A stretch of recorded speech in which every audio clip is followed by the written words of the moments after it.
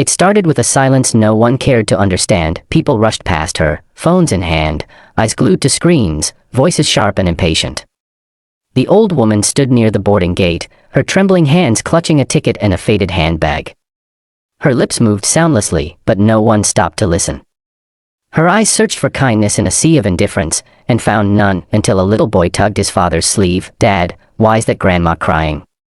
That father, Daniel, was a single dad traveling with his 8-year-old son, Liam.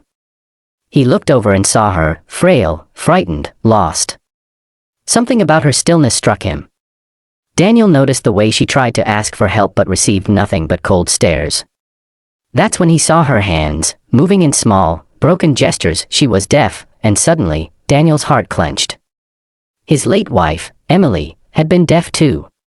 He hadn't signed in years, but in that moment, every memory, every motion came back like second nature. He walked over, knelt beside her, and gently signed, "Are you okay? Can I help you?"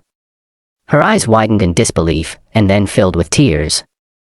Finally, someone spoke her language. She signed back shakily, telling him she'd missed her connecting flight, that no one would listen to her attempts to explain.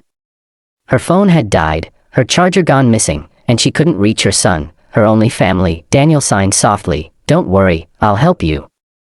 He guided her to the help desk, explained everything to the staff, arranged her new flight, even bought her a meal. Liam handed her his juice box with a shy smile, saying, "Grandma, this is for you." The woman couldn't hear the words, but she felt the warmth. Hours passed, and before she boarded her flight, she wrote something on a napkin and pressed it into Daniel's hand.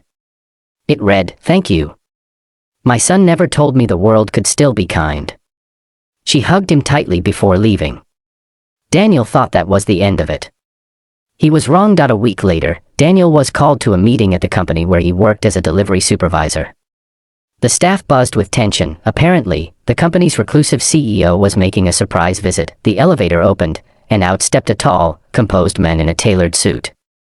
But Daniel froze. Behind him was her. The same woman from the airport, smiling proudly beside her son. The CEO's face softened as he saw Daniel. "Mom told me everything," he said quietly. "You were the only person who saw her, not as a burden, not as a problem, but as a person." Daniel stammered, "I just did what anyone should have done." The CEO shook his head. "No. No one else did. You reminded me of something I'd forgotten, what it means to lead with heart." He extended his hand. "I want you on my executive team. From today, you're not just a supervisor. You're my new operations manager."